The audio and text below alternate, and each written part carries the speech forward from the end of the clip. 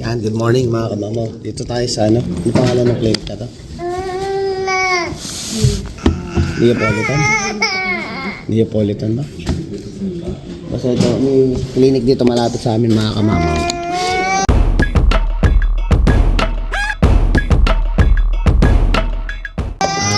Sinetap namin ng, ng appointment si Jacob para sa flu ba? Flu? Flu and COVID shots. Yeah, flu and COVID shots. Dalawa. Yun sa ano sila, na-shot siya ngayon. Tsaka at the same time, nagpaano na rin kami ni Mrs. Nagpalagay na rin ako ng COVID tsaka flu shot yung dalawa. Kasi hindi pa updated yung ano, medyo matagal na yung the last time na ano kami, na naturokan kami ng vaccine. So, medyo matagal na 2021 pa sabi ni Mrs. So, syempre kailangan natin yan. Tsaka syempre nararamdaman ko kasi diba medyo malamig kasi ngayon. Ngayon nga medyo masama yung, hindi naman masama pakaramdam yung para bang nasisipon ka. So, para sa akin ito na yung pagkakataon na libre naman, honest papaano ko sa inyo, libre yung ganito. Libre yung vaccine. Inang kagandahan naman sa ano, nag-walk-in lang kami right away kung gusto daw namin vaccine, ayun, vaccine. Ganun kaganda naman dito sa ano, sa Canada kung bagay. Yun yung mga bagay na ano, ipagmamalaki ko na mabilis yung action at the same time ano siya, talagang wala kang babayaran. Pakita mo lang yung health card mo. So ayan, habang nag-ano kami din, nag-vaccine kami kasi ngayon maghintay kami ng 15 minutes eh.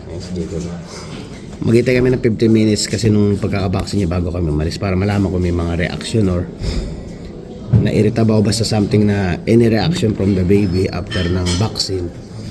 Babalik namin siya sa loob. Ayan. Kaya talaga maghintay mo ng 15 minutes dito. So ngayon, habang binabaksin ako kanina, nag-suggest din yung nurse, sabi niya, may nakahanap na ba kayo na ano tawag ulit doon? Medyo lutang si kamama eh. Tatanong niya kung meron tayong ano, nahanap na daycare. Yeah. Ayun, daycare. So, ayun, in-explain niya lahat. Kung may balak daw ba tayo pa-daycare siya. Yan, kung may balak daw bang pa-daycare. So, ngayon, hiningi namin yung information, ano ba yung meron. Kasi nga, first time namin magka-baby dito, hindi pa namin na-experience yung mga ganyan. At least doon sa mga professional na may alam talaga, may explain niya na maayos. So, ngayon, in-explain na nga niya na not bad pala mga kamama yung daycare. Na parang sabi niya is $220 a month. So it means, iniisip ko naman, syempre dito, alam mo naman dito sa Canada, parang, ang ano naman dito is, kumbaga may mga bagay na maayos, may mga bagay na parang iisipin mo lagi, like, yung labor or something. So sagot naman daw ni government yung ganun, bakit ganun lang yung babayaran mo, pero ang, akala ko nga per hour lang, parang ganun lang, hindi. Parang start siya ng 7 to 5. So, ganun kalayo, 7 a.m. to 5 p.m. Ganun kalayo, pwede mong, katagal na pwede mong iwan sa daycare yung anak mo. Tapos, ang bayad mo is 220 monthly lang. Which is, para sa akin is reasonable talagang. Malaking bagay when it comes sa, kung ako yung magtatrabaho, babalik na si Mrs. sa work, tapos ako nagtatrabaho din. So, malaking bagay din kahit paano yung oras na maipapahinga mo ba. Pero syempre not all the time, pero syempre kailangan natin na makasama natin yung baby natin hanggang sa lumalaki siya. May bonding time tayo, parang ganun bang mga ano. Pero may mga time siguro na kung talagang kailangan mo rin ng pahinga. Kasi kailangan mo rin talaga. Thursday lang. Friday, Saturday, Sunday. Yung nandito ka. So yun kasi na ano, parang ano ni Mrs. Monday to Thursday, Friday to Sunday sa amin si ano. Wala tayong choice. Para maano lang, kumbaga kahit paano yung katawan namin, makapagpahinga din kami at the same time may lakas kami sa mga susunod na araw, like for example yung mga bonding time namin. Kahit paano wala kami sa point na parang sa bahay na lang tayo magpahinga ako kasi pagod ako, walang ganun. Para bang kahit paano sa loob ng isang linggo is mabawi mo yung pagod mo dahil ako nagtatrabaho tayo na 12 hours a day. Ngayon busy ngayon kasi misis kung papasok siya, syempre ang mangyayari nun kung magtatrabaho ng 12 hours, si Mrs. is papasok na. So, pag pumasok si Mrs., ako mag-alaga dun sa bata. So, gano'n lang mangyayari. So, ibig sabihin, kahit paano yung tinutulog mo ba dati na 12 hours ka na pag uwi mo, yung tinutulog mo ngayon, syempre, magigising-gising ka na uli nun dahil alagaan mo yung bata. Pero dahil nga dun sa sinasabi nilang may daycare na gano'n, pwede yung nap time mo is kumbaga ba makuha mo yung pagkakataon, manakaw mo yung pagkakataon na yun na makakuha ka ng tulog, at the same time makabalik ka sa trabaho na kahit paano may energy ka uli. So di naman biro din kasi mga kamamaw na dito kasi kami lang dalawa, wala kami, hindi tulad sa Pilipinas na may mapapag-iwanan ka ng bata na magtatrabaho ka, yun. So even nga talaga mga kamamaw, lahat dito ano na kami, even na minsan may times naman gusto namin manood ng sine, hindi na kami nakakapanood dahil syempre pinapriority namin yung baby namin. So ngayon yung mga bagay namin na gusto namin panoorin sa sine yan, inaabangan na lang namin sa Netflix o kaya sa YouTube. Basta yung kahit yung re-rent mo na lang, hindi na kami nakakalabas kasi ang priority namin yung bata dahil di mo naman siya, may mga lugar na hindi mo naman pwedeng dalhin yung bata pag Pwede naman siya. pwede, kaso hindi mo naman din ma-enjoy. Iba pa rin yung nakapokus ka, ma-enjoy mo yung mga bagay na gusto mong gawin, like kung manonood ka. Pero hindi naman tayo nagreklamo dahil part ng ating responsibility. So yun, nakukwento lang natin. So malaking bagay na na-explain nyo yung sa daycare. We'll see pagbabalik na si Mrs. So ngayon Start na siya ng 1 po, pwede na pala. 1 year old. Pwede na Oo, siya. yun. Isa na ng 1 year old. So inaano na lang namin dito so far ngayon. Ano pala, ayan, sa shoutout ko ulit yung yung tinapay na napakasarap. Yung natin, yung kay Katrina. So ngayon, kukuha ulit tayo. Nag-order kami. Which is ngayon, babayaran na namin. Nag-order na kami. Siyempre nakakaya naman mga kamamaw kung tuwing kukuha ko ng tinapay is magpapalibre ako. Hindi naman ganun yun. Siyempre yan suporta natin sa mga tropa nating Pilipino dito. At the same time, hindi naman tayo porque inaano ko lagi sa vlog is parang lagi may kapalit. Hindi. Ako kasi mga kamamo, ang sarap matulog mga kamamo na may taong natutuwa at nagugustuhan yung bagay na ginagawa mo kaysa yung gumagalaw ka based doon sa taong yung pakinabang ba sa'yo, parang gano'n. Ayoko nung gano'n na o sige bablog kita pero bigyan mo ako, hindi ko gawain yung gano'n na kung gusto mong tumulong o gusto mong kahit pa sa ganung bagay, mabigay mo yung tulong mo sa isang tao kahit walang kapalit, walang problema. Hindi ko yun. Kasi may mga nangyayari din minsan na kwento na natin. May tinulungan akong ganito na parang inano ko daw sa vlog tapos nilagay ko sa Facebook. Ay para sa mga nanonood to, para clarification na nag-ano daw ako inaano ko daw yung ganitong item sa YouTube ko or sa Facebook ko.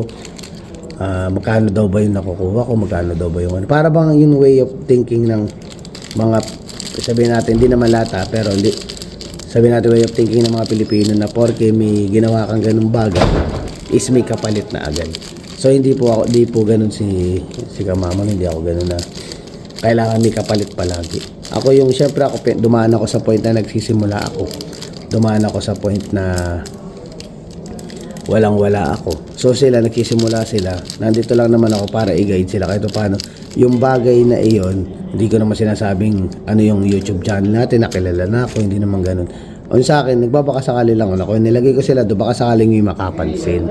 Dahil syempre doon nga, naisip ko na lang din mga kamamo, dahil nung may mga papi pa tayo dati, halos lahat ng mga parang kumuha ng papi sa akin is napanood din nga sa YouTube channel. So ngayon, ito yung way ko na baka sakaling ma-send ko yung mensahe ng may mga parang mga small business dito sa Saskatoon na nila na pwede kahit paano maipakita ko sa mga tao dito na makakapanood, lalo na sa mga taga Saskatoon, yung mga ganyang mga tinitinda-tinda nila, baka sakaling makatulong ako. Yun. Pero syempre po, never po akong inalok sila tapos humihingi ako ng kapalit, hindi. O sakaling katulad yan nung kay Katrina, yung sa tinapay natin na is tag dito, talagang piligyan niya ako, dinalan niya ako, minessage niya talaga ako. So hindi ko siya hiningi, sila mismo yung kusa nagbigay sa akin nung time na iyon. So syempre na-appreciate ko, kaya ako eto na si Kamamaw sa pagbabalik ng appreciation na nakakatuwa, nakakataba ng puso na naalala ka na, o Jerwin o Kamamaw, tikman mo to pag nagustuhan mo, kung ano yung parang Pag dito kung ano yung panlasa mo dun sa tinapay niya, sabihin mo sa akin kung ano talaga. Para bang walang lokohan dahil binigyan kita or something, hindi ko ano talaga yung panlasa mo, kung nagustuhan mo ba, sabihin mo. Para ate syempre, maitama nila kung may mga mali silang o may pagkukulang sila doon sa paggawa ng Korean cream cheese bun. Yan. So ilang naman mga kamamang, ang ano lang natin, tumulong lang. Yun lang ang ating adhikain. Kaya malinaw na sa lahat sa mga nanonood, malinaw na. Tsaka pasensya na rin mga kamamang, hindi tayo masyadong makapag-vlog ngayon dahil medyo busy rin sa trabaho. Halos 12 hours ako a day. So kung papasok ako ng 3:30 na ako uwi, or kung papasok ako ng 3:30, alas 4 na ako ng madaling araw uwi, makakatulog si kamamaw ng mga alas 5. Tapos minsan pag katulad yan, nag-vlog tayo, pag nag-edit ako, may sinabot pa ako ng 5:30, gigising ako ng 10 o'clock. So syempre may mga inaayos din sa bahay, inaasikaso din si Jacob. Yun na yun, pagising mo ng 10:30, yun na yun, papasok ka na ulit susunod, ganun ulit ang pasok mo. Kaya minsan nire-request ko kay misis, yung day off ko na isa, pag kahit paano, makatulog lang ako ng mga 2 hours sa tanghali. Para at least, malaking bagay na sa akin na energize na ako na maramdaman ko makatulog ako ng tanghali. Ano na ako doon, okay na ako doon. So, ganun ka-busy kasi ngayon, kasi nga magpapasko na. Ang daming order. The same time, may mga katrabaho tayo, mga nagbakasyon. So, yung mga kulang ng staff, kami yung mga nandito, kami yung mga bumubuno ng mga oras nila para kahit paano matapos ng maayos yung trabaho. At the same time, maisabay pa nga na busy nga. Talagang kailangan talaga nila ng tao ngayon. Kaya minsan pinag-i-stay tayo ng mas matagal. May times pa nga na nag-i-stay ako ng 13 hours ako dahil nga wala nang tatapos nung natirang trailer. Kung sino na lang yung naiwan, sila na lang talaga yung chance na magtapos nung, kasi aalis na sila in an hour. So wala namang papasok na pang umaga para tapusin yun. Syempre sa pakikisama rin natin, mababait na may mga supervisor natin, nag-stay tayo doon para tulungan sila, at least ngayon maayos sila. So ayun, shoutout kay JR Gregorio, binigyan kami ng gift certificate ng co-op. Yan, so salamat kay Matt Koschak. So sa appreciation daw na nag-extend kami ng 1 hour nun para matapos yung Ayan, so may may panggas na tayo, siguro mga nasa $20 din. Tapos binigyan din niya tayo ng 10% discount ng Marks. So yung sabi nila ko ng sapatos, titingnan natin kung meron dun kahit mga gloves man lang or ski pants, baka sakaling minsan gamitin natin, sayang naman 10% off. So ngayon ito, matatapos na yung dingding. Yan, tatapos na yung dede, bibili na lang kami ng lutong ulam siguro dahil wala na kami time, lumabas nga kami. Anong oras na ba? So 12:31 na. So papasok ako ng 2:30 dahil alas 3 ang mag-i-start ngayon para 3:30 makauwi na ako dahil bukas day off. Iba pa rin yung kahit paano mga 3 or mga 4 o'clock nandun ako sa bahay, or medyo nagpapahinga na tayo para at least 4 o'clock gising ako ng mga 4 o'clock din. Nakatingin sa akin. Sabi ko matutulog ako 4 o'clock, gigising ako 4 o'clock, parang ayaw. So ayun, gising tayo ng mga 11, tulog tayo ng 5 or 4, gising tayo 11. Tapos samantalayin natin si Jacob, pag nakatulog siya bukas ng alauna, alas 2, tutulugan ko din siya. So ganun ginagawa ko pag ako yung nagbantay. Pag natulog yan, kahit nanonood pa ako, kahit gusto ko pinapanood ko, pag natulog yan ng tanghali at ako may alaga, matutulog ako dahil sinasamantala ko yung oras na makapagpahinga din ako. So ayun mga kamama, alis na muna kami, magdadrive muna ako. 1 year later. Yan, dumalang sa gongcha si Mrs. Ito na, umorder na ulit tayo ng Beyond Cakes. Yan, $20 yan, 6 pieces. Tapos ang bango ng manok, nagugutom ako. Bumili naman tayo sa Popeyes naman tayo. Bumili tayo pa nag-churches chicken tayo. Kaso nga lang kasi yung way natin is, ang pinakamalapit is yung Popeyes. So bumili na rin ako manok dahil 1:30 na. Pinipilit kong abutin, sana makapasok ako ng 3 o'clock. Ayan. So ganun ka-busy mga kamamo, kaya pasensya na po dun sa mga, alam ko may mga kahit papano may mga subscriber tayong naghihintay pa rin naman ng vlog ko. So pasensya na po kung minsan di nakakagawa. May ano na kasi mapapasko. Pinapriority ko lang yung ano na kahit pa paano yung mga mahal natin sa buhay is kahit pa paano may ano sila, maging masaya yung mga Pasko nila. So ayan, kaya medyo nakaka-rare mode. Tsaka yun syempre, ano na tayo, protektado na tayo. Protektado na tayo, mo. Umaarte parang malata pa rin medyo parang lobat ako. Kailangan ko na talagang kumain. So ayun, medyo protektado na tayo ng ating vaccine. So meron na. Papaset ko rin pala may mga parang since nung dumating ako dito, hindi kasi ako mahilig magpa-vaccine or wala tayong idea ngayon. Nakausap din natin yung si nurse na papaschedule natin yung ibang vaccine na kailangan akong iturok sa akin, like yung mga hepatitis B, mga ganun. Isiset na lang, tatawag na lang naman daw yun. Pag na-set up siya, automatic ano na yun, parang i-inject na sa akin. Hindi ko alam kung limang ano ata yun limang injection yung iahabol sa akin dahil hindi ako updated sa mga vaccine dito. Pero syempre nakakatawa isipin mo, ganun ka ano dito, libre lahat, napakasarap, libre lahat, basta ikaw na lang ang ano. Kumbaga ba ang labanan dito sa Canada, dapat may source ka. Yun, iyon na lang ang dapat meron ka, dahil the more na wala kang source, wala kang idea kung ano ba yung mga dapat o mga privilege mo na dapat mo makuha ng libre at the same time na para sa kalusugan mo rin. So ayun, buti na lang kahit paano may mga source tayo na kasabi sa atin na update tayo ngayon, which yung dati hindi tayo masyadong updated. So ngayon marami na tayong source na lumalapit sa atin. So ayan, Beyond Cakes, order din kayo ng ano ng dito Black Forest.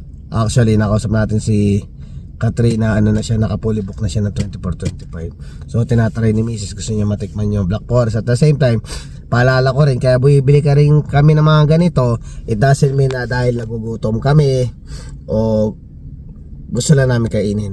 Minsan talaga mga kamamo, honestly, nag-o-order kami para suportahan. Yun ang way namin para masuportahan namin yung mga kakilala namin dito, yung mga kaibigan namin dito. Nasa simpleng bagay na ganoon, maka-order kami or makatulong kami or makasuporta kami. Yun din ang ginagawa namin. Bakit kami pag may mga ganyan na biglang may lumalabas na mga ganyan, bibili kami dahil supportan na rin. Not all the time naman na pag sinabi mo suporta, every time na magagawa sila is order ka, hindi.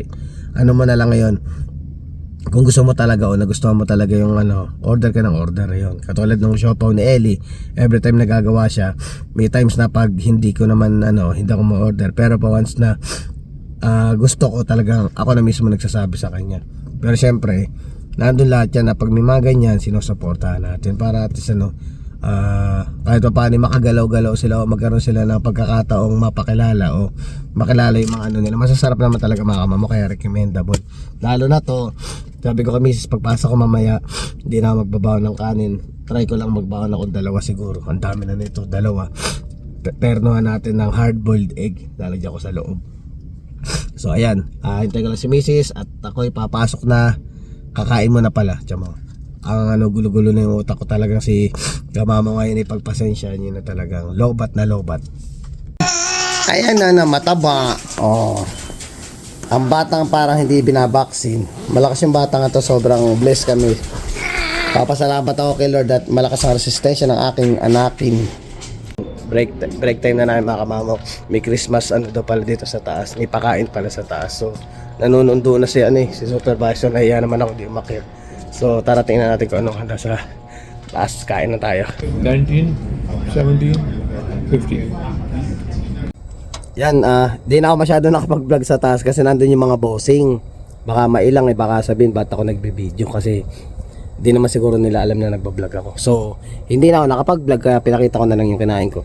Ayun, kumain ako ng pierogies, ng mashed potato, tsaka ng ano ba to, ng turkey. Ayan, tapos nilagyan natin ng gravy. Tapos syempre hindi mawawala yung masarap na cheesecake, na strawberry cheesecake. Meron siyang strawberry topping sa ibabaw. So masarap. Mamaya alam ko pag pag natapos na yung pakain nila tapos may natirang cheesecake, iwanan na lang doon sa lamesa. So kain tayo mamaya. Kailangan ko sigin talagang kumain ng matamis para magising ang katawan ko. Honestly kasi nung pagkaka-flu vaccine sa akin tsaka nung COVID vaccine, medyo sumama yung pakiramdam ko. So medyo nakita nyo naman, matamlay talaga ako since kanina pa. So part ng ano nangihinayang kasi ako mga kamamaw. From last week until today, nasa 4 hours tayo palagi. So sinakop nung pinasok natin until today, ito yung last day ng cut off na dahil day off na tayo bukas. Andun lahat ng OT. So sayang naman kung hindi ko pa OT-han ngayon. Dahil bukas day off naman, bukas na lang ako babawi ng pahinga. Sayang din naman kasi nanghihinayang ako magpapasko. Marami din tayong ano sa ano. Tsaka mga kamama, may mga ano tayo. Basta may gagawin ako, next time ko na lang sasabihin kasi nga may makakapanood eh. Sasabihin ko na lang din sa'yo kung sino yung makakapanood kaya hindi ko binabanggit. So basta may surprise ako. Yan mga kamama, pauwi na. 3:35 ng umaga. Masaya ako mga kamama dahil na-hit ko yung target ko ngayong cut off. Nakapag overtime tayo ng last week perfect natin, tapos itong week perfect natin. Papasalamat ako kasi nga blessing nga sa taas yun. Sobrang sabi ko lagi kong dinadasal, syempre mga kamama napapagod din tayo. Dinadasal ko sa taas, sabi ko sana Lord ma-hit ko yung target ko kasi maraming nangangailangan sa atin eh. Lalo na yung magulang natin, kailangan natin tulungan.